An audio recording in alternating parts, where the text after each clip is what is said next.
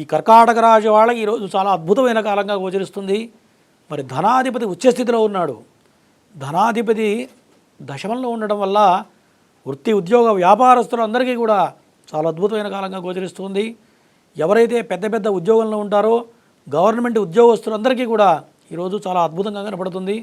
మరి గవర్నమెంట్ విషయంలో మరి ముఖ్యమైన ప్రయత్నాలు, అన్ని రకాల పనులు కూడా మీరు పెద్ద పెద్ద వ్యవహారాలైనా సరే ఈరోజు ఖచ్చితంగా అనుకూలంగా కనపడుతుంది. కాబట్టి ఈరోజు మొత్తం కూడా మరి వృత్తి ఉద్యోగ వ్యాపారస్తులందరికీ కూడా చాలా అనుకూలంగా కనపడుతుంది. మరి కుటుంబ పరంగా కూడా ముఖ్యమైన నిర్ణయాలు తీసుకుంటారు. కుటుంబంతో సంతోషకరమైన జీవితాన్ని గడుపుతారు. విందు వినోదాల్లో పాల్గొంటారు. ఈ విషయాల్లో చాలా అద్భుతంగా గోచరిస్తుంది. కాకపోతే కర్కాటక రాశి వాళ్ళకి సంతానం విషయంలో మాత్రం కొంత జాగ్రత్త అవసరం. ఎవరైతే సంతానం కోసం ప్రయత్నాలు చేస్తుంటారో, ఎప్పటి నుంచి సంతానం లేదని మెడికేషన్ వాడుతూ ఉంటారో వాళ్ళు మాత్రం ముఖ్యమైన నిర్ణయాలు తీసుకునే విషయంలో ఈరోజు కొంత జాగ్రత్తగా ఉండడం అనేది ప్రధానంగా చెప్పదగ్గ సూచన ఈ యొక్క కర్కాటక రాశి వారికి.